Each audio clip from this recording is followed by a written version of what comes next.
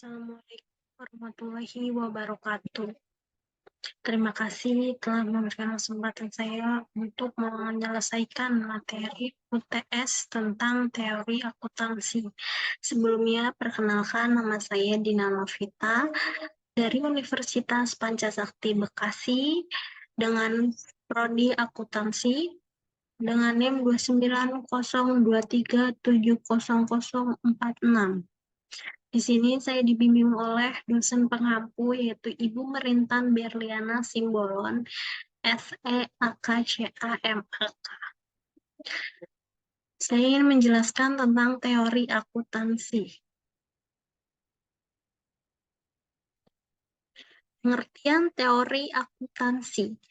Para ilmuwan akuntansi mendefinisikan dan menginterpretasikan akuntansi secara berbeda-beda. Sebagian berasumsi bahwa definisi akuntansi saat ini tidak menggambarkan perkembangan yang terjadi pada dunia usaha yang pada akhirnya tidak mampu menjawab segala persoalan secara tegas tentang bagaimana akuntansi berperan. Dalam hal ini, standar akuntansi dapat memberikan pedoman perlakuan akuntansi terkait dengan pendefinisian, pengukuran, penilaian, pencatatan, pengklarifikasian, serta pengungkapan pos-pos yang terdapat di dalam laporan keuangan untuk mencapai tujuan pelaporan keuangan. Menurut Kamus Besar Bahasa Indonesia, teori merupakan pendapat yang diungkapkan dari suatu peristiwa atau kejadian berdasarkan azas dan hukum yang menjadi dasar ilmu pengetahuan dan peraturan yang berlaku, di mana teori ini diartikan sebagai serangkaian konsep yang fundamental dan harus dipahami oleh seorang peneliti karena secara sistematis berhubungan untuk menjelaskan fenomena sosial yang terjadi. Teori juga diartikan sebagai seperangkat proposisi yang terintegrasi dan dapat dihubungkan secara logis antara satu dengan lainnya untuk dapat menjelaskan fenomena yang diamati. Sedangkan secara umum teori didefinisikan sebagai sebuah konsep yang diperoleh melalui jalan sistematis dan dapat diuji kebenaran. Menurut Sugiono pada tahun 2010. Adapun jenis-jenis teori akuntansi di sini terdapat dibagi menjadi dua. Yang pertama, teori positif akuntansi dan teori normatif akuntansi. Dalam teori positif akuntansi memiliki fenomena akuntansi, sedangkan teori normatif yaitu ada teori sintaktik, teori pragmatik, dan teori semantik. Nah, tujuan teori akuntansi ini terdapat 5 tujuan. Yang pertama, dapat menjadi data untuk melakukan evaluasi dan menjelaskan prinsip akuntansi. Yang kedua, hasil akuntansi bisa menyederhanakan suatu yang kompleks dan menyeluruh. Yang ketiga, dapat memecahkan masalah secara lebih tepat, dapat memprediksi sesuatu yang akan terjadi dalam waktu dan kondisi tertentu. Yang kelima, bisa membantu mengidentifikasi, menjelaskan, sampai menyimpulkan bentuk fenomena yang ada dalam bidang akuntansi, yaitu tujuan dari teori akuntansi. Selanjutnya, mengapa sih kita perlu teori akuntansi? Teori akuntansi juga didefinisikan sebagai susunan konsep, definisi, dalil yang menyajikan secara sistematis gambaran fenomena akuntansi yang menjelaskan hubungan antara variabel dengan variabel lainnya dalam struktur akuntansi dengan maksud dapat menjelaskan dan meramalkan fenomena yang mungkin akan muncul. Seperti itu. Mengapa sih akuntansi perlu teori? Jawabannya, agar dapat memberikan berbagai bentuk informasi yang penting tentang keuangan yang akan menjadi dasar dalam perencanaan dan keputusan. Strategi dari perusahaan serta dapat membantu perusahaan melakukan metode yang lebih efektif untuk mengontrol pencatatan dan pengolahan data keuangan agar lebih efisien dan akurat. Selanjutnya ada namanya elemen dan struktur teori akuntansi. Elemen dan struktur teori akuntansi yaitu pendekatan dan metodologi apapun yang digunakan dalam penyusunan teori akuntansi. Kerangka acuan yang dihasilkan didasarkan pada serangkaian elemen dan hubungan yang mengatur pengembangan teknik akuntansi. Struktur teori akuntansi ini terdiri dari beberapa elemen sebagai berikut. Yang pertama ada pernyataan tujuan laporan keuangan. Yang kedua ada pernyataan postulat dan konsep teoritis akuntansi yang terkait dengan asumsi lingkungan dan sifat unit akuntansi. Postulat dan konsep teoritis diturunkan dari pernyataan tujuan. Yang ketiga, pernyataan tentang prinsip dasar yang didasarkan pada postulat dan konsep teoritis. Yang keempat, batang tubuh teknik akuntansi yang diturunkan dari prinsip-prinsip akuntansi, yaitu elemen dan struktur teori akuntansi. Terdapat 4 elemen. Selanjutnya ada konsep dasar akuntansi. Apa itu konsep dasar akuntansi? Konsep dasar akuntansi ini adalah hal-hal mendasar yang membangun informasi akuntansi. Konsep dasar akuntansi sangat dibutuhkan untuk mempelajari bagaimana pengolahan data keuangan dalam organisasi atau perusahaan. Dengan konsep dasar tersebut, pengolahan data keuangan bisa dijamin dengan baik dan rapi, seperti itu. Untuk mengenal lebih dalam konsep dasar akuntansi, saya jelaskan di slide selanjutnya. Nah, ada peranan dalam perekayasaan dan penyusunan standar akuntansi. Ada di sini dasar pada umumnya konsepnya akuntansi merupakan abstraksi atau konseptualisasi karakteristik lingkungan, tempat, atau wilayah yang diterapkannya pelaporan keuangan. Berbagai sumber atau penulis mengajukan sehimpunan atau seperangkat konsep dasar ini yang isinya tuh berbeda-beda. Konsep dasar akuntansi berperan penting sebagai salah satu dasar atau pertimbangan dalam perekayasaan dan penyusunan prinsip dan standar akuntansi, seperti itu. Ada beberapa sumber dan daftar konsep dasar yang diajukannya. Ada 5 konsep dasar yang diajukan itu menurut IAI atau Ikatan Akuntan Indonesia. Yang kedua ada Paul Grady, yang ketiga adalah Accounting Principles Board atau APB, yang ketiga adalah Walt Tierney dan George. Dan yang itu ada Anthony Hawkins dan Merchant, seperti itu. Selanjutnya kita mengenal yang namanya karakteristik biaya. Karakteristik biaya ini penting dalam melekat biaya tersebut. Yang pertama ada aliran keluar atau penurunan aset.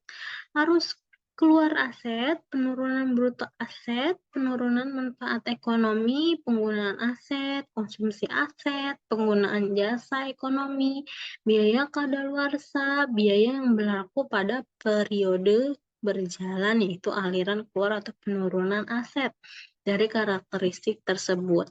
Yang kedua ada yang namanya akibat kegiatan yang membentuk operasi utama yang menerus operasi besar yang sedang berlangsung, seperti halnya apa? Kegiatan yang berorientasi pada keuntungan dengan tujuan menghasilkan pendapatan, menciptakan pendapatan, kegiatan mencari nafkah, yaitu karakteristik dari akibat kegiatan yang membentuk operasi utama yang selalu berjalan terus-menerus. Adapun kriteria Pengakuan biaya yang pertama yaitu pengakuan pendapatan menurut standar akuntansi pemerintahan atau SAP. A. Timbulnya hak atas pendapatan. B. Pendapatan direalisasi, yaitu adanya aliran sumber daya ekonomi ke entitas. Yang kedua ada pengakuan pendapatan menurut standar akuntansi keuangan atau SAK. Nah, yang pertama ada penjualan barang, ada penjualan dasar, atau bunga, royalti, dan dividen. Itu kriteria pengakuan biaya. Nah, selanjutnya ada namanya persamaan dasar akuntansi. Persamaan dasar akuntansi. Akuntansi ini berasal dari kata accounting, yang merupakan ilmu menghitung secara mencatat transaksi yang ada hubungannya dengan keuangan perusahaan. Akuntansi memang penting dilakukan metode pencatatan transaksi keuangan perusahaan agar nantinya tidak ada penyalahgunaan dana yang dianggarkan seperti itu. Persamaan akuntansi juga memiliki perhitungan yang nantinya diproyeksikan kekayaan, hutang, serta modal yang dimiliki oleh perusahaan tersebut. Nah, seperti yang kita ketahui, ada prinsip umum akuntansi yang kita ketahui adalah keseimbangan atau sama dengan balance yang sering disebut dalam kata dasar akuntansi antara sisi pemasukan dengan pengeluaran atau adanya keseimbangan antara harta atau liabilitas yang dimiliki oleh perusahaan dengan kewajibannya seperti itu.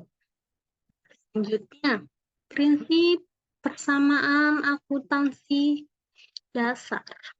Nah, persamaan dasar akuntansi atau akuntansi dasar sering disebut juga dengan PDA dan merupakan suatu konsep dasar yang harus dikenal oleh para ahli ekonomi atau calon akuntan. Semua perusahaan pasti memiliki harta atau aset yang dikenal juga sebagai sarana melancarkan liabilitas atau serta kewajiban atau beban-beban yang harus dibayarkan seperti itu. Dalam rumus persamaan dasar akuntansi di sini dituliskan yaitu ada harta atau aktiva sama dengan hutang ditambah modal atau pasifa seperti itu rumusnya ya teman-teman. Selanjutnya ada yang namanya persamaan dasar akuntansi. Nah, alat untuk mengoreksi ketepatan saldo dapat digunakan sebagai sumber catatan atau acuan dalam pemeriksaan saldo, yaitu ada manfaatnya nih teman-teman. Untuk mengoreksi ketepatan saldo, gimana caranya mengoreksi ketepatan saldo? Kita catatlah saldo awal dari transaksi-transaksi tersebut dapat digunakan sebagai sumber catatan. Catatan apa? Catatan pengeluaran atau pemasukan dari perorganisasian di dalam laporan keuangan di dalam perusahaan. Nah, acuan lagi dalam pemeriksaan saldo. Apakah benar yang tadi mengoreksi ketepatan saldonya nanti diisikan catatan akuntansinya dari pengeluaran, pemasukan, pemodalan, hutang-hutang, beban-beban, dan lainnya. Nah, di dalam sini ada acuan pemeriksaan saldo. Apakah benar saldo awal tadi kembali lagi dikeluarkan oleh beban-beban yang dikeluarkan perusahaan. Seperti itu. Ada komponen dalam persamaan dasar akuntansi. Ada 3 komponen. Yang pertama ada akun, aset, aktiva.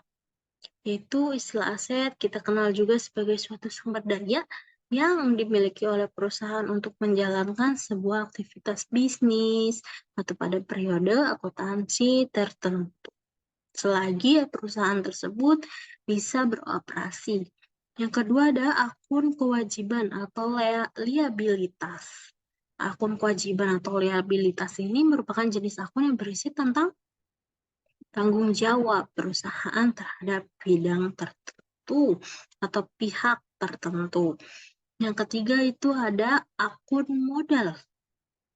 Akun modal itu atau ekuitas dalam akuntansi disebutnya. Merupakan akun modal yang merupakan sisa kepentingan perusahaan setelah dikurangi dengan kewajiban seperti itu. Selanjutnya ada yang namanya pengaruh transaksi keuangan terhadap persamaan akuntansi. Ada apa saja di sini?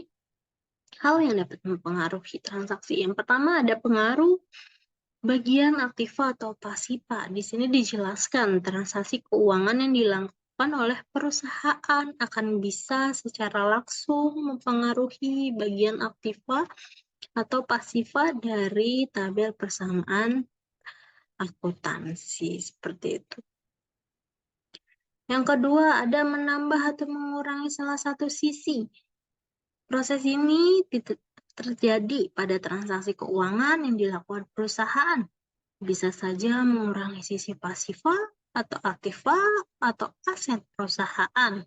Namun bisa menambah bagian pasiva, baik bagian hutang ataupun modal seperti itu. Yang ketiga ada penambahan pada suatu sisi. Dijelaskan di sini jika perusahaan mendapatkan penghasilan atau pendapatan, maka bagian pasiva modal akan bertambah. Akan tetapi, jika ada beban yang harus dibayarkan, nanti beban akan mengurangi bagian modalnya. Seperti itu. Selanjutnya ada namanya fungsi persamaan dasar akuntansi. Di sini fungsi utama persamaan dasar akuntansi itu untuk mengubah harta serta kekayaan milik perusahaan akibat setiap transaksi yang dilakukan, yaitu seperti halnya perusahaan memiliki kekayaan. Nah, dia beroperasi di dalam transaksi-transaksi tersebut untuk mengembangkan bisnisnya, seperti itu. Ada namanya pencatatan persamaan dasar akuntansi. Dalam akuntansi ini juga ada namanya pencatatan yang harus dicatat di dalam jurnal ataupun pencatatan pengeluaran kas dan yang lainnya. Untuk bisa menghitung persamaan dasar akuntansi, Anda akan membutuhkan suatu tabel persamaan akuntansi. Jenis tabel yang satu ini sangat berfungsi untuk mencatat semua perubahan yang telah terjadi akibat transaksi keuangan yang dilakukan oleh perusahaan. Ada lagi yang namanya unsur dari laporan keuangan. Sama saja dalam persamaan dasar akuntansi di sini terdapat unsur-unsur di dalam laporan keuangan, yaitu bisa membuat sebuah tabel persamaan dasar akuntansi yang baik dan harus mengetahui apa saja unsur-unsur laporan keuangan pada akuntansi. Berbagai unsurnya dari laporan keuangan ini terdapat harta atau aset, modal atau ekuitas, pendapatan, beban, serta drive. Seperti itu. Selanjutnya, ada yang namanya tabel persamaan akuntansi. Apa saja sih isi dari tabel persamaan akuntansi? Biasanya hal yang mendasar dari tabel persamaan akuntansi ini ada 4. Yang pertama ada kolom tanggal, kolom harta atau aktiva, ada kolom pasiva atau liabilitas, dan kolom keterangan. Seperti itu. Biasanya kolom tanggal itu diisi dengan tanggal, bulan, serta tahun. Nah, dalam transaksi tersebut, kita memiliki tanggal sekian, membeli atau dapat memasukkan kas dari hasil perusahaan, atau ada pengeluaran di tanggal sekian, peralatan, telah dibelikan peralatan, ataupun telah dibelikan perlengkapan kantor, seperti itu di tanggal sekian. Nanti ada di kolom manakah? Di kolom aset kah? Atau di kolom liabilitas. Misalnya ada kolom si perusahaan ini memiliki hutang. Nah, kita masukkan ke kolom liabilitas. Seperti itu. Keterangannya apa? Keterangannya misal Si A membayar hutang kepada si B. Perusahaan A membayar hutang kepada perusahaan B.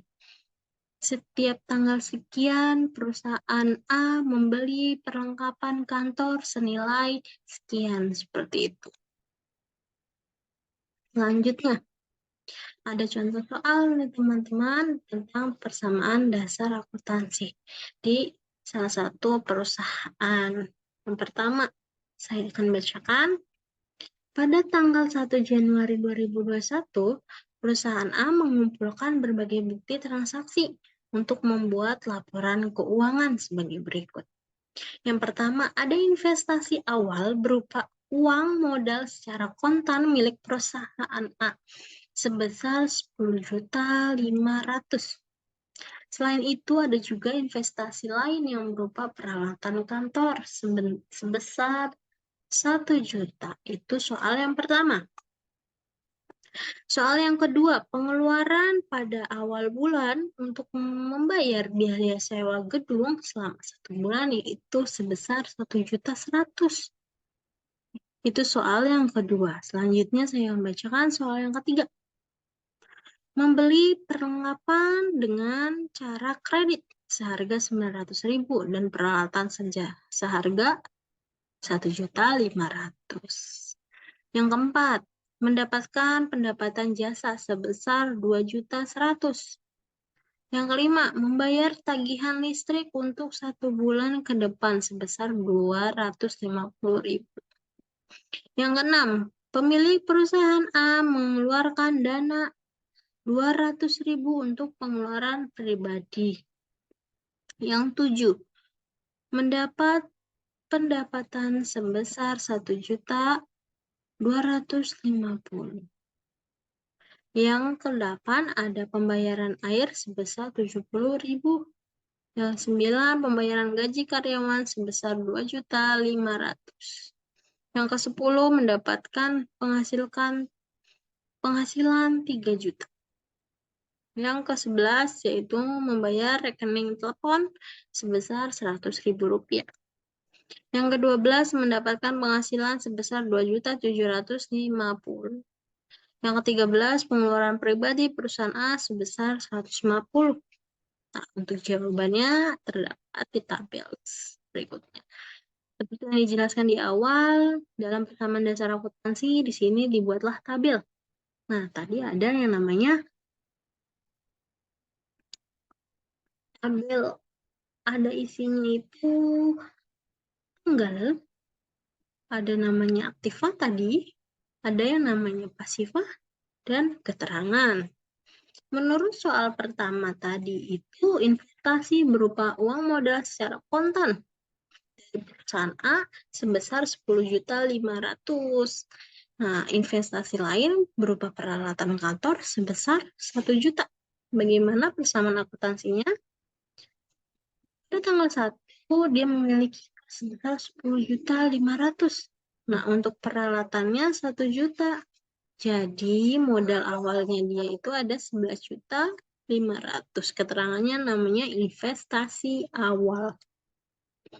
Yang kedua, tadi apa? Pengeluaran pada awal bulan untuk membayar biaya sewa gedung selama 1 bulan yaitu sebesar 1.100.000. Sewa gedungnya sebesar 1.100.000. Jadi disebutnya adalah pengeluaran dimasukkan di tanggal 2.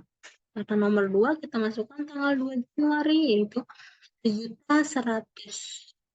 Untuk kas dikeluarkan uang 1.100.000 dan di dalam pasifanya modal 1.100.000. Gimana tuh? Modalnya berkurang, kas pun berkurang. Nah, jadi 10.500.000 dikurangi 1.100.000 berapa? 9.400.000. Untuk peralatannya masih sama, tidak ada pengurangan atau penambahan.